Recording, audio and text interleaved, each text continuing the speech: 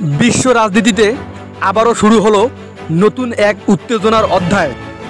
এবার সরাসরি ইরানের পারমাণবিক স্থাপনায় হামলা চালালো যুক্তরাষ্ট্র।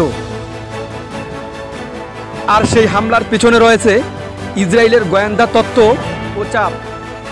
স্থানীয় সময় রাত 2টার দিকে ইরানের দক্ষিণাঞ্চলের একটি গোপন পারমাণবিক গবেষণা কেন্দ্রে ঘটে ভয়াবহ বিস্ফোরণ। যুক্তরাষ্ট্র দাবি করেছে এটি ছিল একটি সুনির্দিষ্ট প্রিভেন্টিভ স্ট্রাইক, যাতে ইরানের পারমাণবিক অস্ত্র তৈরির সক্ষমতা ধ্বংস হয়ে যায়। তবে ইরান এই হামলার বিরুদ্ধে সরাসরি যুক্তরাষ্ট্র ও ইসরায়েলকে যুদ্ধ ঘোষণা সমতুল্য পদক্ষেপ হিসেবে দেখতেছে। ইরানের প্রতিরক্ষা মন্ত্রণালয় বলছে এই হামলার প্রতিশোধ অবশ্যই নেওয়া হবে এবং পারমাণবিক কর্মসূচি 1 ইঞ্চিও পেছাবে না। বিশেষজ্ঞরা মনে করছেন এটি শুধু একটি সামরিক হামলা নয়, বরং মধ্যপ্রাচ্য পূর্ণাঙ্গ যুদ্ধের দ্বারপ্রান্তে নিয়ে যেতে পারে বিশ্বকে। আর এই ঘটনার নেপথ্যে ইসরায়েলের সরাসরি প্রচারণার কথা অস্বীকার করছেন না অনেকেই।